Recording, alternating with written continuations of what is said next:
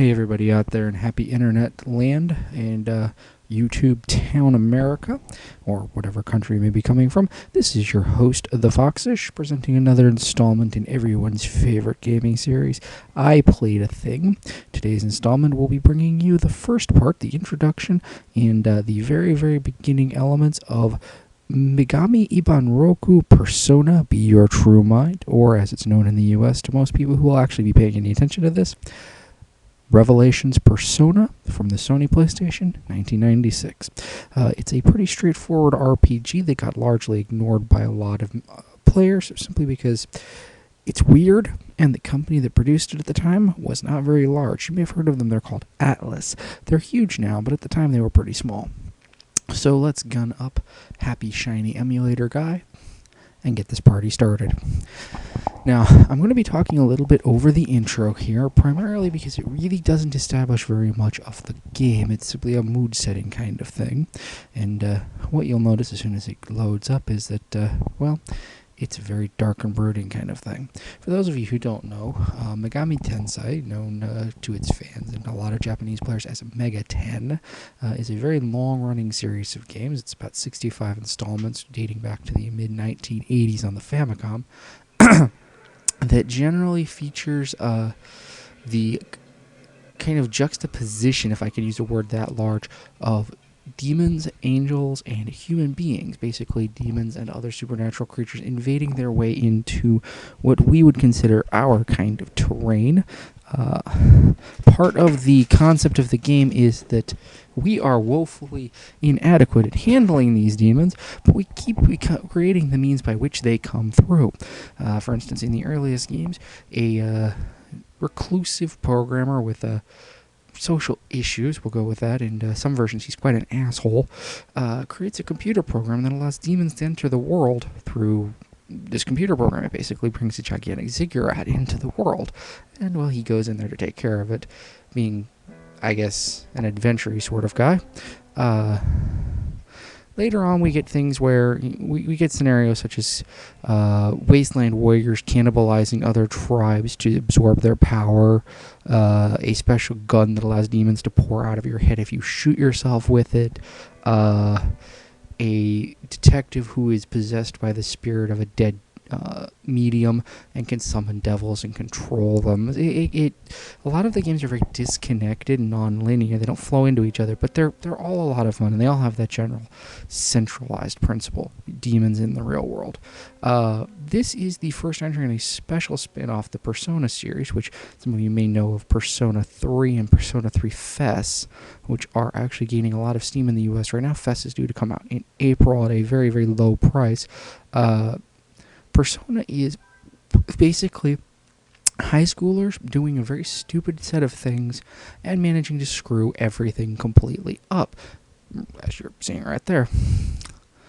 The intro really doesn't tell you much other than set the mood, and it's supposed to be a dark, somber kind of mood because, well, really in most of these games, humanity doesn't have a chance in hell of succeeding, and it's primarily by dumb luck and the dedicated skills of a few that anybody survives more than the first 20 minutes. Humanity is beaten, stabbed, electrocuted, burned, and thrown out of a 16-story window more often than not. In some of the earlier games, humanity even loses, or in alternate endings. I will be honest with you, I have never beaten Persona all the way through. I did get a significant distance in it back in 1996 when I first played it, but I found out that one of the major plot forks, which I went the wrong direction on, reduces about 20% of the game off of the end. You basically hit a point where the game is supposed to pivot in a given direction, and if you made a wrong decision about 6 hours back, the game ends instead with bad end. We're going to go ahead and go into the main portion of the game from here. I'm going to select New Game because, well, there's no point in loading a game. Catch my breath here. Now, these are your happy students. They're just normal Japanese high school students, though in this case they're American high school students. Note that in the Japanese version, Mark is very white. In the American version, for whatever reason, the localization team decided to make him very urban. It's very jarring. Not very well done. Wait up, Brad. We're going to play Persona? What? Are you stupid? I'm going to do voices. I like Uns doing that, but hopefully mine won't be too stupid. Mark is a troublemaker who gets into mischief. He doesn't get along with Nate. No, you're stupid. Persona will work. Trust me. I'll even bet you on it. Brad demands a lot of attention. He's conceited and very irresponsible, but he's very good with automatic weaponry. Kind of a trade-off there. Alright then. The loser treats us all to dinner at Peace Dinners. Dinners, whatever. Okay, I bet on Brad. Alana is a troublemaker, a total airhead. She's very irresponsible. She's a pretty girl. A ditz, if you will. I bet on Brad, too. Ellen studied in Europe and came back to America with beauty and knowledge, but absolutely no compassion and a lot of wicked sword skills. She's a skewery broad. Hey, wait up. What's going on here? Nate, Yuki, which side are you on? Push, I don't care. Nate always strikes me as that upper crust Germany kind of guy. Nate is the heir to the Trinity family trust. He's very bossy. I don't care either. Do whatever you guys like. Yuki, a very trustworthy and responsible girl whom many students respect and trust, and has all the personality of cold Melba toast. She's actually a running plot thread through much of Persona. I don't know if she plays into Persona 3, but she is a definite player in both Persona 2 sequels. What drop? Push, you guys suck as usual. What about you? Who are you gonna bet on? You're on me, right? I always pick Mark because, well, I really don't like Brad. You'll regret it. You'll regret a lot of things in this game if you do it wrong. You'll be sorry. Okay, let's begin. Now, notably, the game Persona seems to involve walking around the room and saying stupid things. I don't understand it myself. Here I go. Persona, please come to us. That's really hard to say with a straight face. Persona, come here.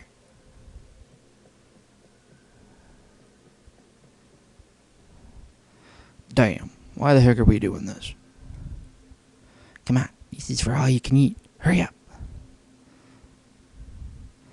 Okay. Persona, come here.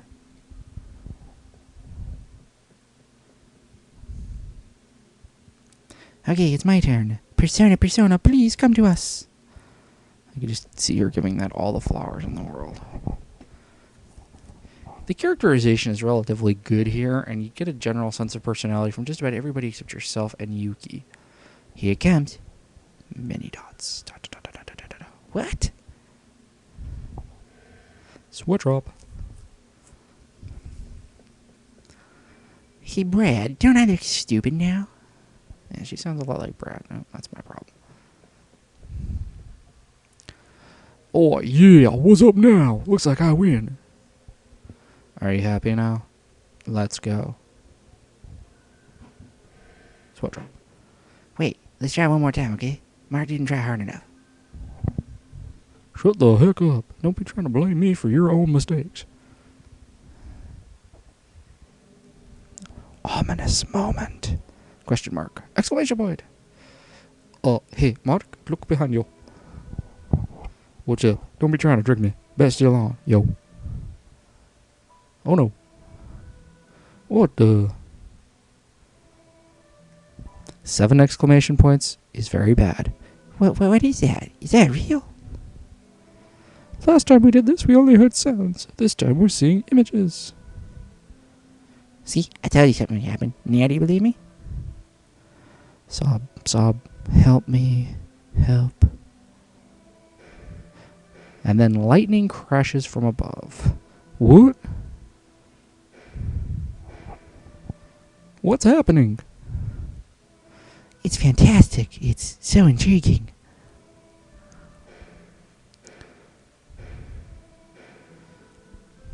Ah! So hard to do. Watch out, everybody. Ah. And then bad things happen. And then we fade to a cutscene.